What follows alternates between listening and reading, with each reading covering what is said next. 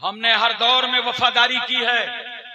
या जिस आजाद मुल्क में आप रहते हैं, जमहूरी मुल्क है, ये मुल्क आसानी से आजाद नहीं हुआ है।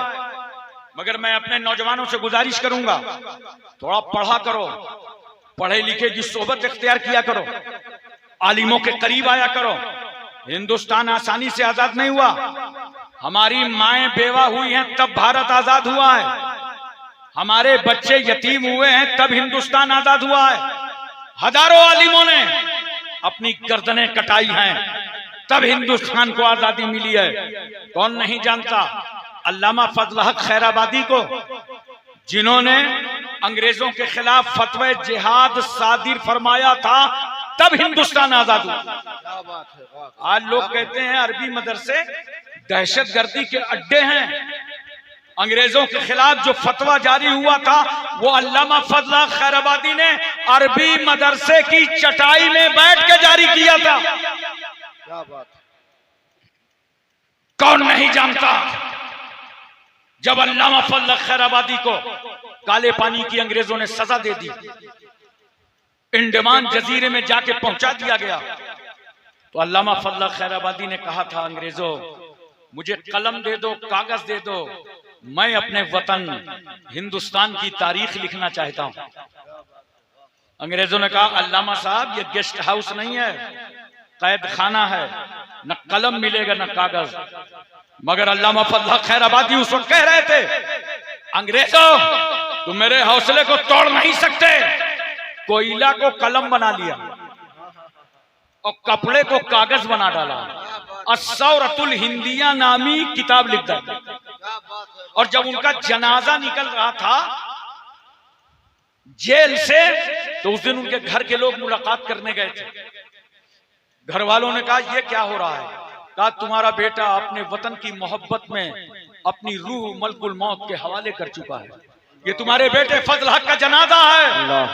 घर के लोगों ने आंखों के आंसू पोंछ करके कहा था, बेटा तेरी मौत हो गई, कुर्बानी हो गई, लेकिन देख तेरी कुर्बानी के सदके में हमारा मुल्क अंग्रेजों की गुलामी से आजाद हो जाएगा। मुफ्ती इनायत अहमद साहब का कोरवी काले पानी की सजा काट के जब आ रहे थे, तो उनके दोनों हाथों में किताब थी, एक में तवारीख हबीब इला, एक में इल्म सेगा, और ये दोनों किताबें अरबी मदरसों में दाखिले निसाब। मौलाना लुत्फुल्लाह शाह अलीगढ़ी को कौन नहीं जानता? ये मौलाना सैयद अहमद अशरफ कचौचवी के उस्ताद गिरामी हैं। इन्होंने इशार पेश किया तब भारत आजाद हुआ।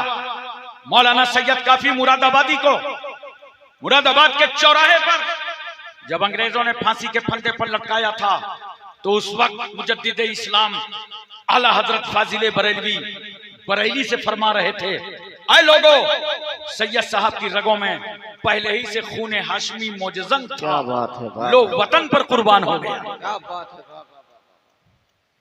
मुफ्ती सदरुद्दीन आजुर्दा, मौलाना फजलुर रसूल बदायूनी, मौलाना लियाकत अली इलाहाबादी, मोहम्मद अली जौहर ने तो कहा था कि डॉक्टर इकबाल की शायरी ने लोगों को कुरान तक पहुंचाया है, मगर आला हजरत की शायरी ने लोगों को साहिब कुरान तक पहुंचाया। सुभान अल्लाह, सुभान अल्लाह। नोट करो, हमारे अकाबिरीन ने, बुजुर्गान दीन ने कुर्बानियां दी हैं तब हिंदुस्तान आजाद हुआ है। नोट करो, हम भारत के किराएदार नहीं हैं, हम हिंदुस्तान के जमींदार हैं, हकदार हैं, हिस्सेदार। नारे तकबीर, नारे रिसालत, उर्से मुकद्दस, नस्ल के आला हजरत, फैजाने मखदूम अशरफ, नारे तकबीर, नारे रिसालत। एक बात और बताओ मुझे, गुरसाहिबगंज वालों, ये गुरसाहिबगंज है, दारा सराय, कोई पहलवान रहा होगा जिसकी सराय है। दारा सराय वालों मुझे बताओ और मोहब्बत से बताओ, मैं आलमी जहन रखता हूं, पूरी दुनिया पे नजर डालो, हर मुल्क की हुकूमत अपनी पब्लिक का, जनता का, आवाम का हक कब देती? जब हुकूमतों के सामने हाथ फैला के भीख की तरह मांगो तब हक मिलता है, धरना प्रदर्शन करो तब हक मिलता है। असेंबली और पार्लियामेंट का घेराव करो तब हक मिलता है। ये हुकूमतें हक देती कब है? तब इनके सामने जब भीख की तरह मांगो तब हक मिलता है। कुर्बान जाओ, ये दुनिया है, जब इसके सामने हाथ फैलाकर मांगो तब हक मिलता है। मगर कुर्बान जाओ उस रहमतुल लिल आलमीन पर जो 12 रबीउल अव्वल दोशंबा के दिन सुबह सादिक शहर मक्का में बीबी आमना की गोद में जलवागर हुआ। मेरा रसूल मक्के और मदीने की चटाई पर बैठा है।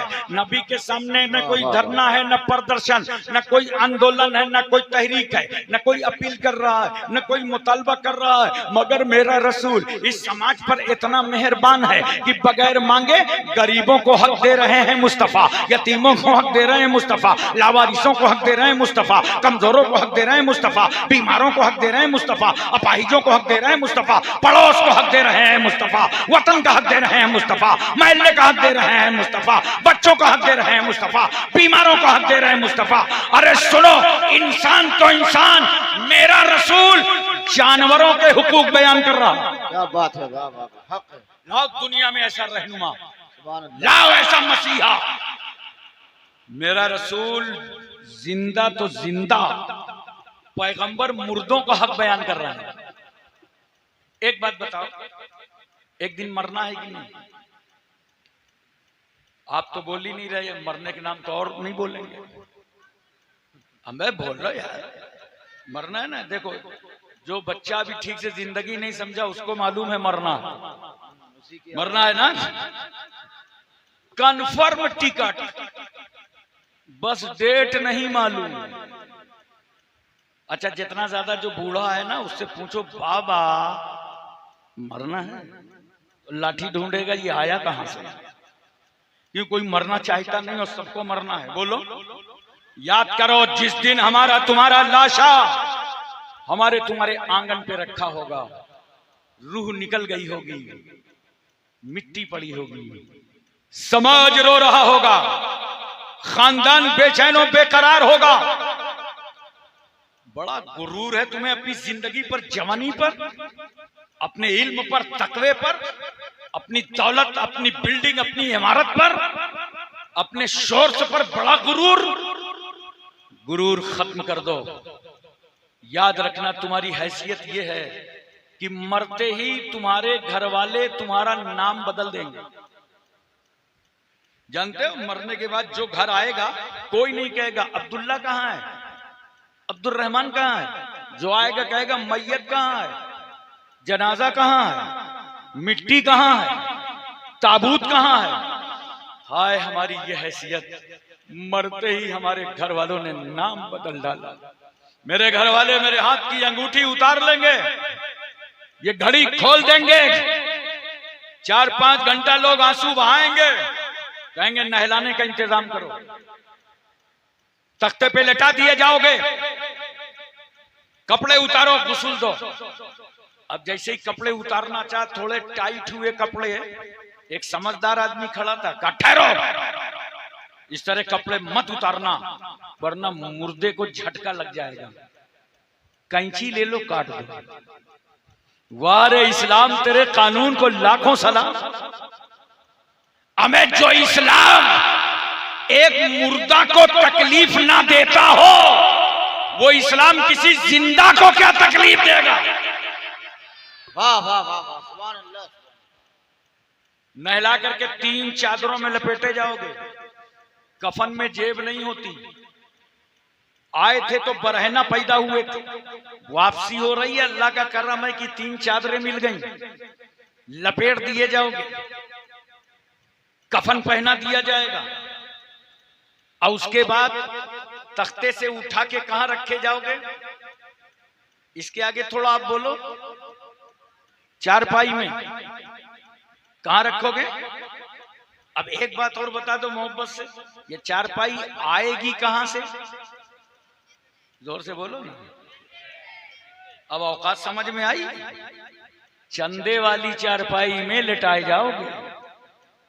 आज तक दुनिया का बड़ा से बड़ा रईस अमीर गुजरा, जिसने कहा भाई मेरी चारपाई बनवा लेना, इसमें काफी मुर्दे जा चुके हैं, कहीं इन्फेक्शन न हो जाए। मेरा ताबूत अलग से बनवा लेना, जरा स्टील का अच्छा सा लाना। कौन सी चारपाई में लेटा जाओगे? जिस चारपाई को महल्ले का इमाम 2-2 रुपया चंदा करके इकट्ठा करके जिस चारपाई को बनवाता है। जब इमाम साहब जुमा में कहते हैं चंदा दे दो मस्जिद के अखराजात के लिए, तो तुम बाहर निकल के नेतागिरी करते हो, होटलों में बैठ के बकवास करते हो। अरे इमाम साहब को जब देखो चंदा ही मांगा करते हैं, तुम्हारी भलाई के लिए मांग रहे हैं। मस्जिद में चंदा आएगा, एसी लगी है तो तुम मजे उड़ाओगे, वजू का पानी तुम्हें मिलेगा, मौसम के हिसाब से ठंडा गर्म तुम्हें मिलेगा, इमाम होगी, नमाज तुम्हें पढ़ाई जाएगी। मगर चंदा न देने वाले ज्यादा नखरे करते हैं। देने वाला तो कहते हमने अल्लाह के राह में दे दिया, न देने वाले जाए उलमा से पूछो, वही लोग बोलेंगे कि मौलाना लोग मुर्गा बहुत खाते हैं, जिसने कभी किसी आलिम की दावत नहीं की होगी। इमाम साहब बताइए, जिसने दावत नहीं की होगी वही बोलेगा मुर्गा बहुत खाते हैं। अबे इतना मुर्गा मुर्गा मुर्गा नजर लगा डाला, मुर्गा को आलू बना डाला। मैं कह रहा हूं तुम्हें मुर्गा खाने का शौक है ना, आओ मैं एक रास्ता बताता हूं। अच्छा से अच्छा खाना, बढ़िया से बढ़िया माल खाओगे, एक रास्ता है, आज से तय कर लो। और नमाजे पंजगाना अदा करो, नमाज के बाद तस्बीह फातिमा पढ़ो, अल्लाह तुम्हारा रिस्क वसी फरमा देगा। सुभान अल्लाह, सुभान अल्लाह, जिंदा अल्लाह तुम्हें अच्छा से अच्छा रिस्क अता फरमाएगा। क्या बात है, वाह। आप तवज्जो कीजिए जरा सा, उसी चारपाई में लिटा दिए जाओगे, 4 आदमी घर के खड़े होंगे, कांधे पे उठाएंगे, चलो कब्रिस्तान ले चलो। मां जाएगी तुम्हारे साथ, बोलो जरा हूं हां करो। बहनें जाएंगी, बीवियां जाएंगी, तुम्हारी बेटियां जाएंगी। बेटी को बड़ी मोहब्बत बाप से तड़प के रह गई, बीवी को बड़ा प्यार शौहर से मचल के रह गई। बहन भाई का ऐसा मोहब्बत भरा कारनामा, आंगन में आंसू बहा के रह गई। मां ने कहा महल्ले वालों ले जाओ, खुदा हाफिज, मैं अब अपने बेटे का साथ नहीं दे सकती, मेरे हाथों में और पैरों में शरीयत की बेड़ियां और हथकड़ियां पड़ी हैं, जाओ खुदा हाफिज। हाय उस माँ ने घर ही से साथ छोड़ दिया। इतना प्यार करने वाली माँ, जो बेटे के रोने पर रोए वो माँ, जो बेटे के सोने पर सोए वो माँ, नींद की मिठास में गुम हो बच्चा तड़प जाए, माँ नींद को झटक दे, रोते हुए बच्चे को अपने कलेजे से लगाकर अपना सफेद खून पिला पिला कर फिर सुला दे। हम गंदगियां देखकर ठहर नहीं पाते, वो माँ रात रात भर उठाती रहती। इतना प्यार करने वाली माँ, जिसने 9 महीने तक अपने पेट में रखा वो माँ, जिसने 2 साल तक अपनी छाती का दूध पिलाया वो माँ, जिसने तुझे उंगली पकड़ करके सहने चमन में चलना सिखाया वो माँ, जिसने तेरे सर पर तेल की मालिश की वो माँ, जिसने तेरे कपड़े तब्दील कराए वो माँ, जिसने तुझे झूला झूलाया वो माँ, जिसने रस्म बिस्मिल्लाह खानी कराई वो माँ। देख, जब तू पैदा हो रहा था ना, महल्ले की औरतें जमा थी, समाज इकट्ठा था, कोई औरत इस नियत से आई थी देखें पैदा होने वाला लड़की है कि लड़का, कोई इस नजरिए से देखें गोरा है कि काला, मगर कुर्बान जाओ माँ की मुसल्लम सबूत मोहब्बतों पर, माँ के खालिस प्यार पर। माँ ये नहीं देखती कि लड़की है कि लड़का, गोरा है कि काला, बल्कि कहती है महल्ले की औरतों इतना बता दो पैदा होने वाला मेरा नूरे नजर लखते जिगर जिंदा है कि नहीं, सांसें ले रहा है कि नहीं। इतना प्यार करने वाली माँ ने तो घर ही से साथ छोड़ दिया। अब तुम कब्रिस्तान पहुंच गए, कब्र खोदी गई, 2.5 गज जमीन पर उतार दिए गए, बनगे और तख्ते लगा दिए गए। एक बात इस मकाम पर बताओ मुझे, दारा सराय वालों, मोहब्बत के साथ बताओ, कैसी तुमने दुनिया बदली है और तुम्हारा खुदा तुमसे कितनी मोहब्बत करता है। हम सब पहले कहां थे? आलम अरवा में थे। बोलो।